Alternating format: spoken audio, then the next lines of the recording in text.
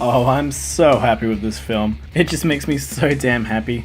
Wonder Woman is directed by Patty Jenkins of Monster fame and stars Gal Gadot as Wonder Woman / Diana Prince. Wonder Woman is the fourth entry in the DC Extended Universe and follows Wonder Woman's first ever theatrical live-action appearance in Batman vs Superman from last year. This film tells the origin story of Wonder Woman from her home Themyscira or Paradise Island to her introduction to mankind and the outside world and her transformation into becoming Wonder Woman. Guys, this film was a blast. I freaking loved it. I do have some small gripes with the film, but honestly I loved it. This is an old-fashioned adventure story. It feels like you're going on a journey with Patty Jenkins and Gal Gadot. I mean, for me, it was like watching Superman the movie, the Richard Donner Superman film, which Patty Jenkins has mentioned in interviews before that was the main inspiration for this film. But really it was like watching Superman or Raiders of the Lost Ark for the first time. It had that feel and vibe to it. It just felt like you were going on this grand adventure with Wonder Woman. It just kept you so excited and entertained for the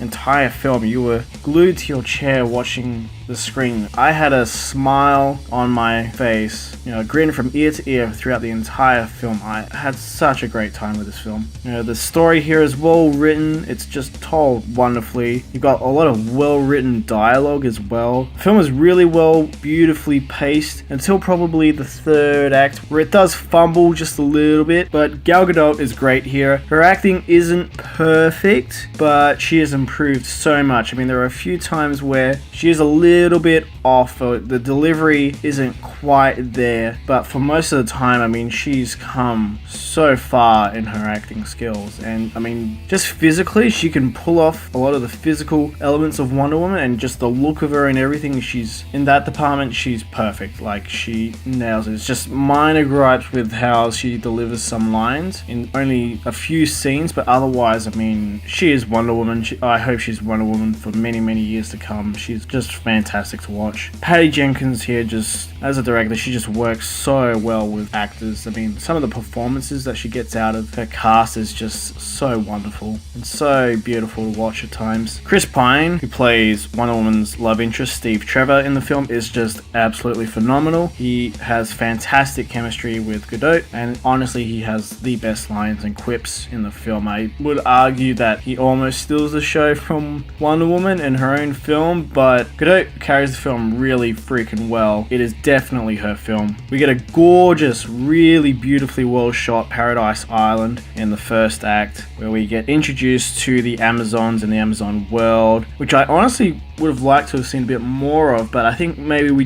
probably got enough, as they were really there to support Diana. We have Diana as a really naive sort of character in this film, and that brings a lot of opportunity for comedy and drama, and as Diana is introduced to the real world. And we get a really nice sort of natural progression into the second act. And it really feels like Patty Jenkins is just taking us along for the ride. And we're just really there to enjoy it and fall in love with this character and this world. And it's just really beautifully handled here. The third act does, as I mentioned, feels just a touch rushed. It feels like we're jumping in a bit too quickly. The third act is CGI heavy. There's quite a lot of CGI. I've always kind of liked Zack Snyder's action scenes, which is similar to what you get in the third act of Wonder Woman, but I know some people would argue that they feel a bit too video gamey, which I understand, but for me, I've always felt like those types of action scenes make them feel a bit more like superheroes compared to how some of the action is done in, say, a Marvel film. So I've never really had an issue, but I can understand where some people might have an issue with the action in the third act. I mean, ultimately, throughout, there are great action scenes. I mean, the scenes that you've seen in the trailers are just as good as in the film, or if not way, way better. I mean, the first time Diana sort of steps onto the battlefield in her Wonder Woman outfit is just so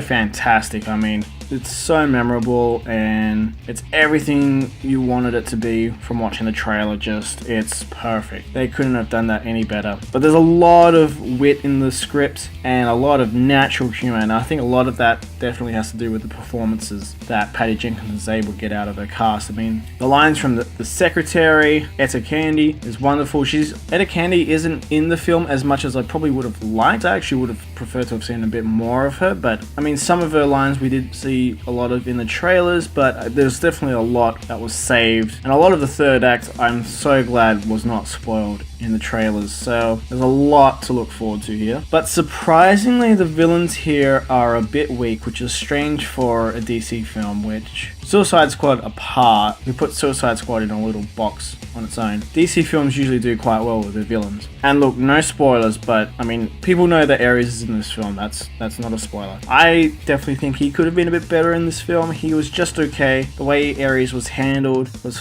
fine. It served the story, because I mean, this is Diana's story. It's about the hero, not really about the villain as, say, The Dark Knight was, which The Dark Knight was very much about the relationship between the Joker and Batman, whereas this is definitely more about Diana and her journey into becoming Wonder Woman. But this definitely gets me more excited for Justice League, so much more excited. I'm almost kind of hoping they lead more with Wonder Woman when Justice League does come out, because I think a lot of people are going to be really high on the Wonder Woman bandwagon after this film, leading into Justice League. But again, the film is beautifully shot. There's a lot of color throughout it. I mean, this is a gorgeous film to look at. The score is awesome. I mean, the Wonder Woman theme from BVS that Hans Zimmer and Tina Guo composed and came up with is back, and it's sort of rejigged and tweaked a bit to fit this film. So it's not quite as intense as it was in BVS, and it just fits kind of perfectly into this film. And as I did with BVS, I'll probably be listening to the score for quite some time, even though it's not composed by Hans Zimmer. But seriously guys, go out and see Wonder Woman, enjoy it. I'm going to be going to see it again, and I'm definitely getting it on Blu-ray. I love this film. I'm giving it a 9 out of 10. There's some tiny little gripes that stop it from being a 9.5 or a 10, but oh guys, I love this film. Please go and see it. You're going to enjoy yourselves. It's wonderful. I think you guys are going to think it's wonderful. Give it a shot, even if you haven't really been with the DC films for the last couple of films. I think this is really going to turn you around, and you're going to be really looking forward to seeing what DC and Warner Brothers does with Wonder Woman in the future. And I really do hope Patty Jenkins comes back, because she knows how to tell a wonderful story, and she just is so fantastic with actors and getting their performances right. She can just make everyone shine, and that's what you want. So give it a shot guys. Go and see Wonder Woman guys. If you like this review, do remember to hit the thumbs up button and leave a comment down in the comments section. Have you seen Wonder Woman? Are you planning to see Wonder Woman? Do let me know down in the comments. I'd love to hear your thoughts on the film if you have seen it. And don't forget guys, you can hit the subscribe button and clicking the little bell, which will remind you when the Mono Report uploads new videos. And also don't forget guys, you can follow the Mono Report on Facebook and Twitter at the Mono Report. Thank you so much guys, and again, stay right here for your Mono Fix. Bye guys.